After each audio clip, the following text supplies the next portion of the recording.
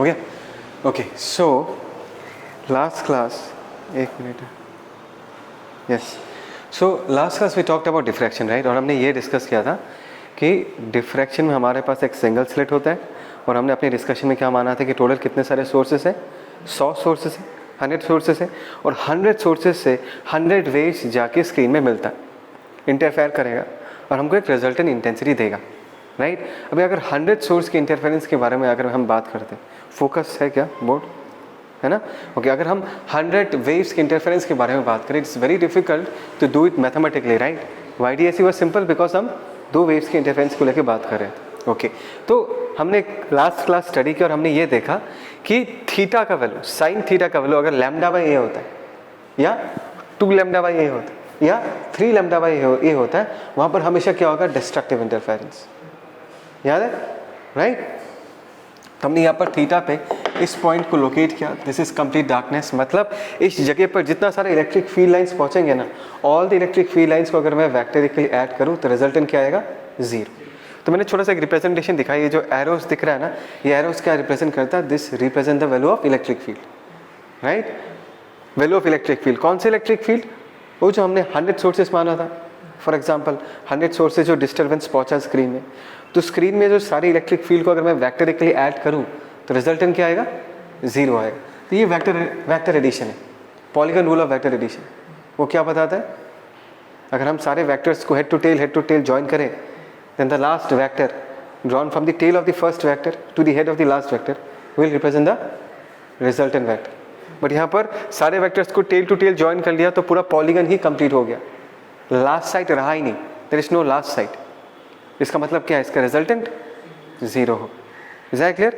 और बीच में क्या होता है, मैंने बताया था, बीच में जब उन सारे सेकेंडरी रिसोर्सेज से वेव जाके पहुंचता है, बीच में सेंट्रल वाले रीजन में, almost all the waves travel the same amount of distance to reach the central portion of the screen, which means सारे वेव्स के बीच कोई पार्ट डिफरेंस नहीं होगा, सबका फेस क्या होगा?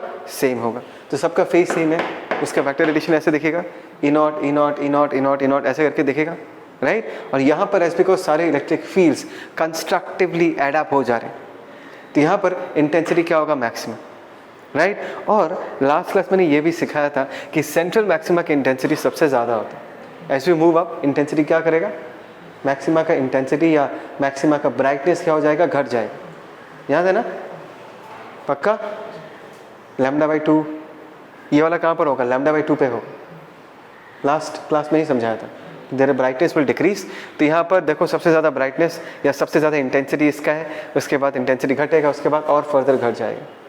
Is that clear? अच्छा, तो इस location, if this is theta and if this is the location of complete darkness, तो साइन थीटा का वैल्यू कितना होगा? λ/a।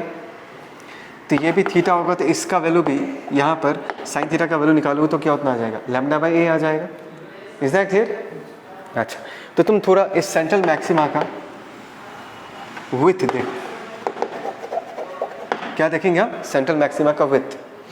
और ये जो दूसरा मैक्सिमा है, this is the central maxima with, और इसका विथ अगर हम चेक करेंगे ना, तो सेंट्रल मैक्सिमा का जो चौड़ाई है, जो विथ है, that is 2 times the width of other Maximus. देखो, सोच के देखो, if this is λ/a, this is λ/a, तो एंगुलर विथ कितना हो रहा है इसका? 2 theta, right? Just for the sake, अगर मैं थीटा को बहुत छोटा मानता हूँ तो 2 थीटा को हम 2 λ/a लिख सकते हैं। एंगुलर विथ कितना होगा? 2 λ/a। Is that clear? अच्छा, तो यहाँ पर अगर थीटा का वैल्यू λ/a है, यहाँ पर थीटा डैश का वैल्यू कितना होगा? 2 λ/a। याद है ना ये चीज़? If this is theta dash, उस लोकेशन पे साइन थीटा डैश का वैल्यू कितना होगा? 2 λ/a। इस लोकेशन पे थीटा का वैल्यू कितना है? λ/a। तो इसका एंगुलर विथ कितना होगा? 2 λ/a माइनस λ/a, कितना आ जाएगा? λ/a। लेकिन सेंट्रल मैक्सिमा का विथ कितना आया था? 2 λ/a आया। समझ में आया? इसलिए हम क्या कहते हैं? इसलिए हम कहते हैं कि जो सेंट्रल मैक्सिमा है उसका विथ कितना होगा? 2 times दी अदर मैक्सिमा। कोई डाउट? यहाँ तक समझ में आया? पॉज करना, ठीक है? okay. अभी जो next topic will discuss, that will be the concept of resolving power of optical instrument. तो हमने बहुत सारे ऑप्टिकल इंस्ट्रूमेंट स्टडी किया है, टेलीस्कोप, माइक्रोस्कोप, और हमने उसको रे ऑप्टिक्स के चैप्टर में स्टडी किया, याद है ना? दैट मीन्स जितने सारे ऑप्टिकल इंस्ट्रूमेंट्स को हमने कंस्ट्रक्ट किया, that is based on the idea of rectilinear propagation of light. हमने जब ऑप्टिकल इंस्ट्रूमेंट्स डिवाइसेस को डिज़ाइन किया तो हमने ये माना कि लाइट हमेशा क्या करता है, स्ट्रेट लाइन में ट्रैवल करता है। बट क्या एक्चुअली लाइट हमेशा स्ट्रेट लाइन में ट्रैवल करेगा? We already know about this, right? वो डिपेंड करेगा सिचुएशन पे। तो अगर हम ज्योमेट्रिकल ऑप्टिक्स के लॉजिक से ये वाला डिस्कशन करें, क्या डिस्कशन मैं बताता हूँ। सोचो कि एक पॉइंट ऑब्जेक्ट है, यहाँ पर एक टेलीस्कोप है, ये ऑप्टिकल डिवाइस है। तो अगर हम ज्योमेट्रिकल ऑप्टिक्स के टर्म से बात करें तो हम ये एक्सपेक्ट करेंगे कि इस पॉइंट ऑब्जेक्ट का जो इमेज बनेगा वो भी एक शार्प पॉइंट ही होना चाहिए, right? Rectilinear propagation of light, light travels in a straight line, तो इमेज भी एक शार्प पॉइंट ही होना चाहिए। बट एक्चुअली में देखा गया है कि जो इमेज वो शार्प इमेज नहीं बनता, क्या बनता है? एक डिफ्रैक्शन पैटर्न बनता है। बात समझ में आया? बिकॉज जब इस डिवाइस के थ्रू पास करेगा थोड़ा बहुत तो डिफ्रैक्शन हो ही जाता है, तो हमको एक शार्प इमेज नहीं मिलता, हमको क्या मिलता है? एक डिफ्रैक्शन पैटर्न। देखने में कैसा होगा? बीच में एक ब्राइट डिस्क शेप स्ट्रक्चर होगा और इस डिस्क के चारों तरफ क्या होगा? Alternate bright and dark fringes. समझ में आ रहा मैं क्या कह रहा हूँ? क्या होगा? Alternate dark and bright fringes. तो हमको एक शार्प इमेज नहीं मिलता, वी डोंट गेट दिस। हमको क्या मिलता है? एक डिफ्रैक्शन पैटर्न मिलता है। बात समझ में आया? तो डिफ्रैक्शन पैटर्न अगर मिलता है, इससे क्या क्या प्रॉब्लम क्रिएट होता है वो मैं तुमको बताता हूँ। जैसे कि टेलीस्कोप से हम बहुत दूर दो स्टार्स हैं, but the stars are close by, near by each other. इन दो स्टार्स को हम ऑब्जर्व करें, ठीक है? तो यहाँ से लाइट आएगा, टेलीस्कोप के थ्रू पास करेगा। जैसे this is the objective of the telescope, यहाँ पर स्क्रीन है।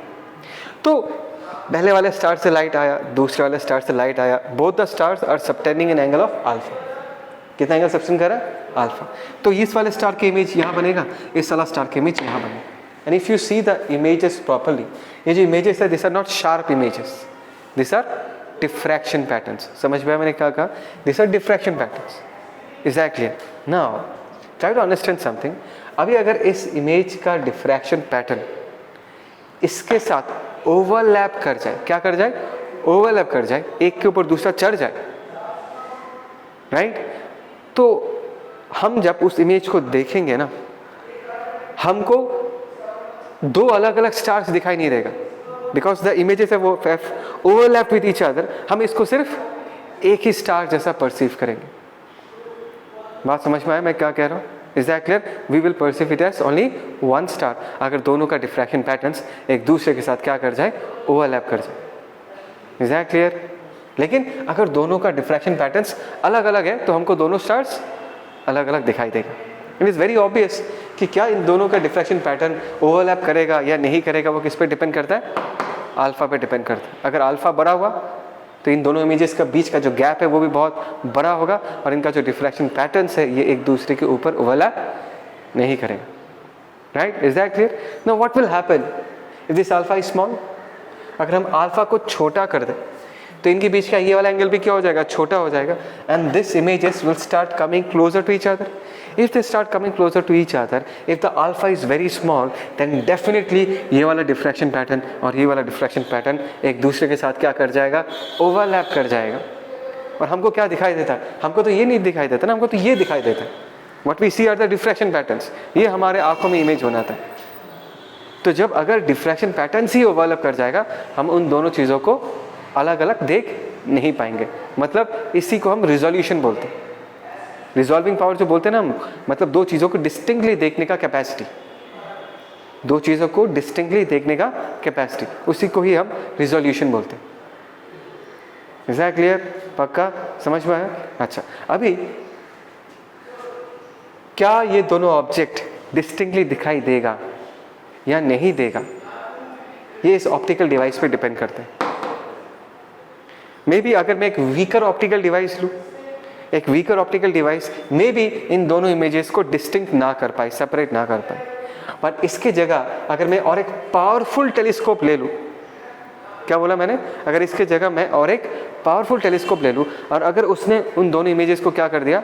सेपरेट कर दिया, डिस्टिंक्ट कर दिया इमेजेस को, तो हम कहेंगे कि सेकेंड वाले टेलीस्कोप का जो रिजॉल्विंग पावर है वो पहले वाले टेलीस्कोप के रेस्पेक्ट में क्या है? ज़्यादा है। Because resolving power is the ability to separate the two images distinctly from each other. और वो एबिलिटी किस पे डिपेंड करता है? वो एबिलिटी डिपेंड करता है हमारे ऑप्टिकल इंस्ट्रूमेंट के ऊपर. Their powerful optical instruments, their weaker optical instruments. So अगर इमेजेस को डिस्टिंक्टली सेपरेट कर पा रहा है तो मैं बोलूँगा कि उस ऑप्टिकल डिवाइस का रिजॉल्विंग पावर ज़्यादा है. Is that clear? समझ में आया?